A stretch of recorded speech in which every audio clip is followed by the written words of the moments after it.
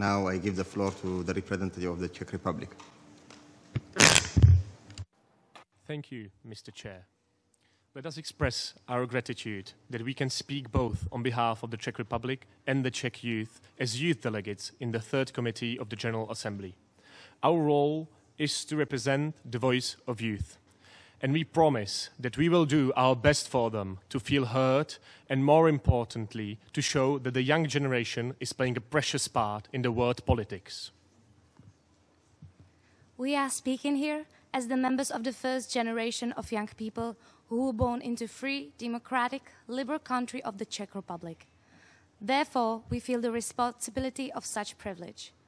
We feel obliged to continue the tradition of those who fought for our freedom and to keep on building the respect towards human rights, which has been strongly incorporated into our society. Thus, we emphasize the importance of the resolution concerning youth that will be negotiated during the 72nd session of the General Assembly. The fact that we can be speaking here means that the right of young Czech citizens to speak up is finally taken into consideration. However, we are aware that this is only a start, and we will need more measures and actions in order to guarantee a better future for every country and the whole world. Therefore, today, we are making a call, and we are calling for space. Space that would enable us to create and express our opinion in an atmosphere without the bias of ageism. Space which would offer better access for young women to political engagement. Space that would provide everyone quality, inclusive education, not only theoretical but also practical training, and paid internships that respect and acknowledge young individuals as equal human beings. Because such an environment would mean development towards a society free of prejudice, hatred, and fear. And that is the only type of society from which we all can benefit. The United Nations General Assembly Resolution 70/133 recognizes that youth participation is important for development and urges member states and United Nations entities to explore and promote new avenues for the full, effective, structured and sustainable participation of young people.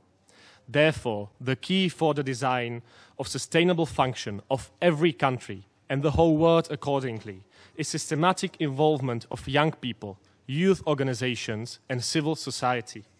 Youth participation should be strengthened by means of education and capacity building.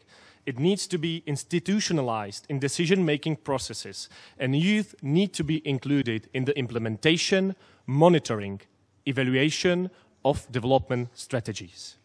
We also endorse focus on sufficient participation of young women, youth with disabilities, indigenous youth, youth affected by conflict, and other marginalized groups of young people.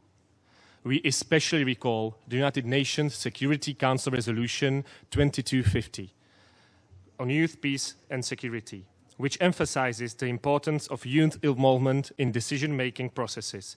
And we recommend this will be included in this year's youth resolution as well. Thus, we hope that this session will lead to a strong and ambitious document, which would serve as a basis for the following steps and policies. Locally, such measures could, for example, include school parliaments and youth parliaments and boards, youth councils or participatory budgeting or co-management practices, which teach young people the very basis of democratic life. There is a saying stating, hope is born of participation on hopeful solutions.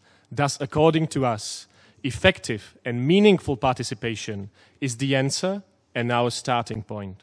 Thank you.